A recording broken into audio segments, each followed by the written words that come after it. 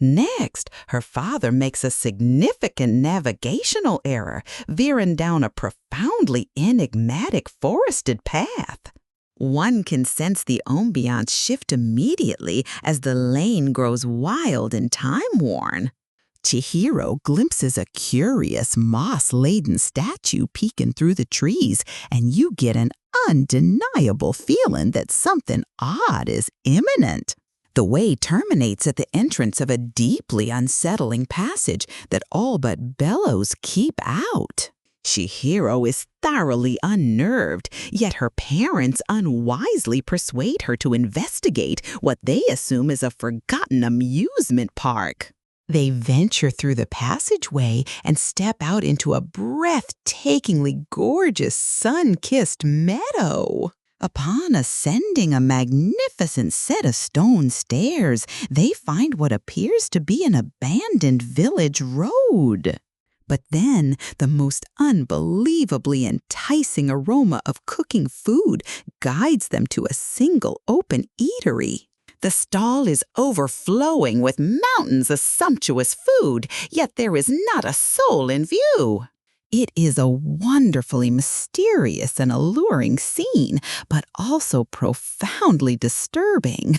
Against Chihiro's frantic pleas, her parents instantly begin to consume the banquet with a strange, inhuman appetite. A concerned Chihiro wanders off, drawn toward a splendid, ornate bathhouse, the most intricate building she has ever witnessed. Suddenly, a young boy named Haku materializes, his expression filled with the most pressing alarm. He urgently tells her she must return across the river before darkness falls, his voice filled with sincere panic. She dashes back to her parents, only to discover the most ghastly spectacle imaginable. They have been hideously converted into enormous, unsightly swine.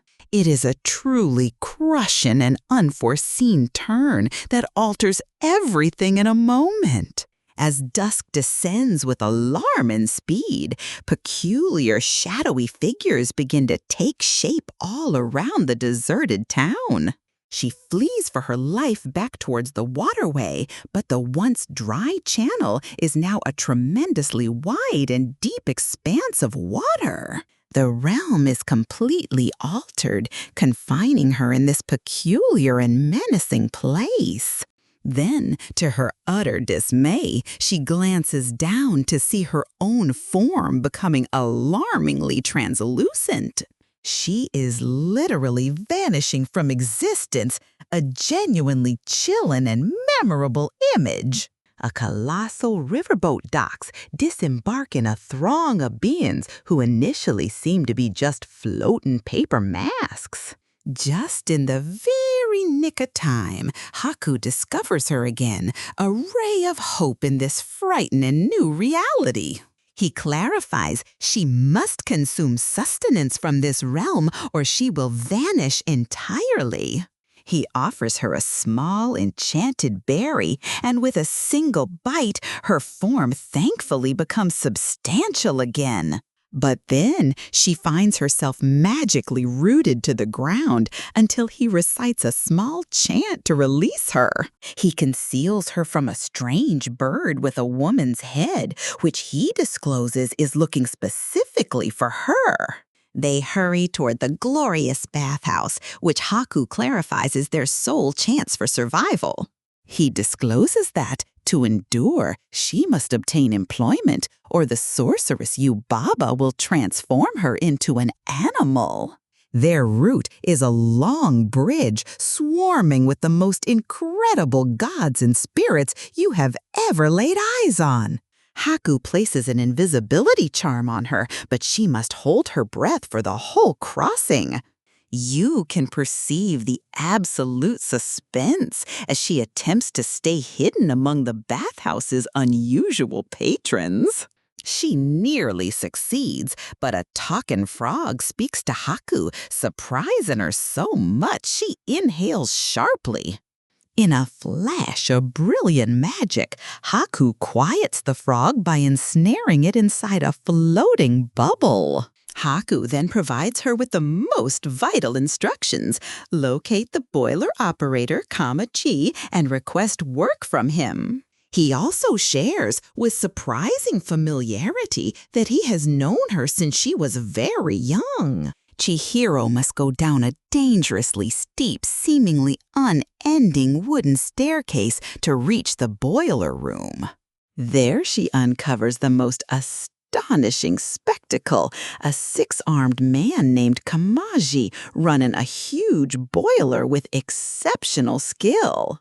He is assisted by a legion of tiny, charming soot sprites who ferry lumps of coal to the furnace.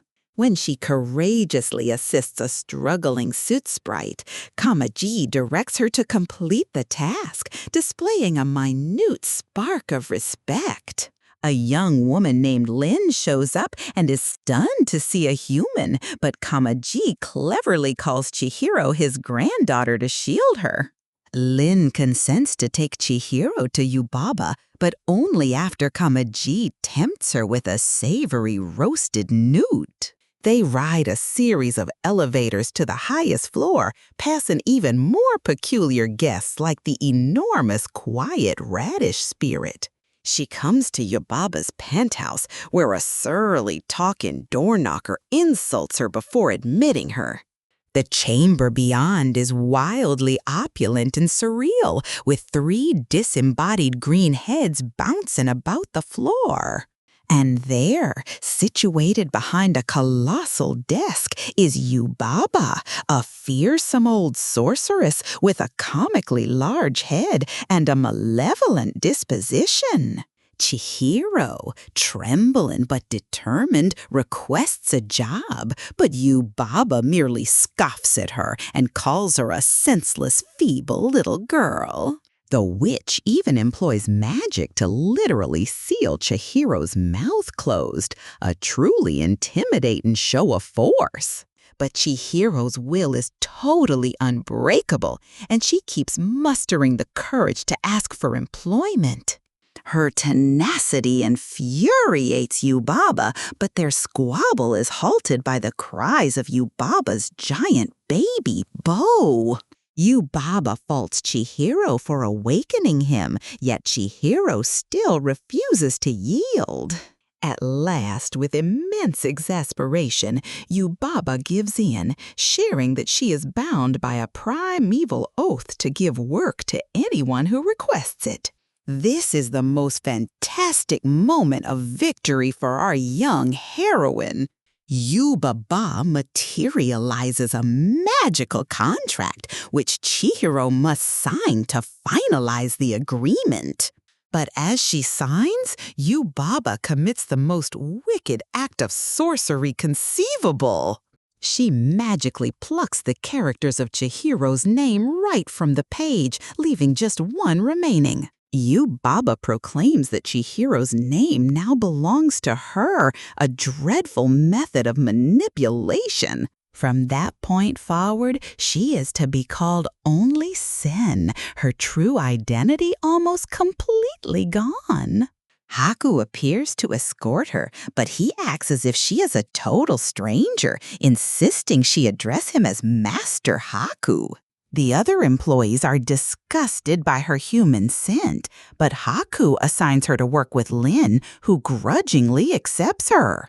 Lin cautions her to be exceptionally careful around Haku, Yubaba's supposed subordinate. That evening, Haku secretly leads her to the pig enclosures for the most poignant reunion. She sees her parents still transformed and vows to them through her tears that she will discover a way to rescue them. Hako returns to her the old clothes and a slip of paper with her real name on it, Chihiro. He cautions her that Yubaba manipulates people by taking their names, and she must never forget her own. He admits that he cannot recall his own name, which is the reason he is ensnared. As he departs, she witnesses him change into a majestic white dragon, unveiling another of his astonishing secrets. The following day, during a massive downpour, Sen notices a quiet, masked spirit standing outside in the deluge. In a gesture of pure, simple benevolence, she leaves a door ajar for him. This spirit is the enigmatic No-Face, and this single small act of kindness initiates a cascade of incredible developments. In the meantime, the entire bathhouse is plunged into chaos by the arrival of what appears to be a giant stench spirit. Yubaba, in a moment of utter malice, assigns Sen the monumental task of washing this enormous pile of muck. The odor is so intense that Sen can hardly respire, but she courageously guides the creature to the large tub. As she attempts to cleanse him, she feels something sharp, like a thorn, embedded deep in his flank. Understanding this is significant. Yubaba herself joins in, supplying a rope to extract it. With the assistance of the entire workforce, they remove a whole junkyard's worth of filth. Once purified, the spirit shows his true form, a magnificent ancient river guardian. He expresses his gratitude to Sen for her aid and gives her a small, curious green dumpling as a token. He then soars away, leaving behind a cascade of gold that sends the avaricious bathhouse staff into a craze. Later that evening, Sen witnesses a dreadful scene from her balcony. Haku, in his dragon shape, is being cruelly assailed in midair by a cloud of paper birds. She valiantly lets the injured dragon into her room and pursues him when he flies toward Yubaba's penthouse. On her way, she meets No-Face, who has now become a monstrous gourmand, consuming staff and producing endless gold. Inside Yubaba's chambers, one of the paper birds reveals its genuine form, a magical projection of Zeniba, Yubaba's identical twin sister. Zeniba is absolutely incensed, revealing that Haku pilfered her valuable magical golden seal, which holds a lethal curse. In the resulting commotion, Haku assaults the paper Zeniba, and they both fall into the boiler room below. Sen discovers Haku collapsed and grievously wounded, his life slipping away. In a flash of brilliant insight, she understands the River Guardian's present might be the solution. She puts a piece of the magical dumpling into Haku's mouth, a gesture of sheer desperation and affection. It makes him violently disgorge not only the stolen golden seal, but also a repulsive black slug. Without a single moment of delay, Sen bravely crushes the slug under her foot, obliterating it entirely. Kamaji explains that the slug was a hex Yubaba used to control Haku from within. Sen resolves she must return the seal to Zeniba and apologize on Haku's behalf to rescue him. Kamaji, profoundly touched, gives her some exceedingly rare one-way train passes to Zeniba's residence. Meanwhile, Yubaba commands Sen to handle the rampaging No-Face creature. Sen confronts the swollen being, who pitifully attempts to entice her with gold, admitting he is simply lonely. Instead of riches, she offers him the remainder of the River Guardian's gift, which is an act of pure genius. It makes him regurgitate everything he has consumed, shrinking him back to his original form. She courageously invites him to accompany her, saving him from the place that was making him so unhinged. Together with the mouse infant and insect bird, they get on the enchanted train for a memorable voyage across a submerged world. While they journey, Haku recovers and strikes an amazing bargain with Yubaba. He will get her baby if she frees Chihiro and her parents. Sen and her companions reach Zeniba's cottage, which is led by a charming hopping lamppost. To everyone's astonishment, Zeniba is the most compassionate, warmest individual, the total opposite of her harsh sister. She receives them inside, calling Sen by her actual name and offering them tea like a doting grandmother. Sen gives back the golden seal and apologizes profusely, and Zeniba clarifies that Sen's love already shattered the hex. While they converse, the mouse and insect bird weave a lovely, shimmering hair tie for Sen. Zeniba informs her it is an enchanted charm that will protect her because it was made with affection by her companions. Abruptly, Haku appears in his splendid dragon form to take her home. As they soar through the nocturnal sky, a memory suddenly resurfaces in Chihiro's mind with absolute clarity. She recalls tumbling into a river as a little child and being tenderly carried to shore, and she recollects the river's name, the Kohaka River. She speaks Haku's true name, and with that astounding revelation, he is finally liberated from Yubaba's grasp forever.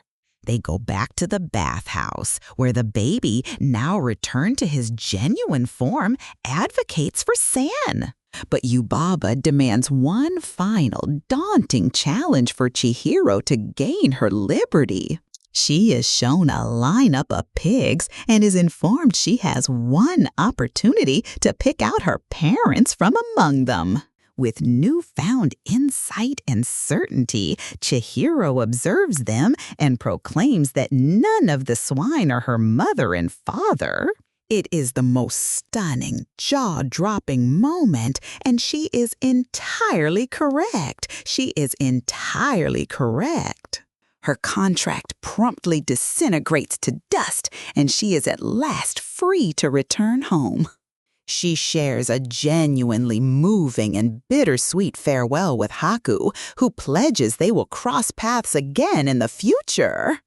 Chihiro goes back across the dry riverbed and locates her parents, who have no recollection of anything that transpired. The family vehicle is now coated in dust and leaves, a quiet monument to the time she has been away. She gets back in the car, no longer a complaining child, but a mature, courageous young woman. She understands with complete conviction that she can face whatever lies ahead.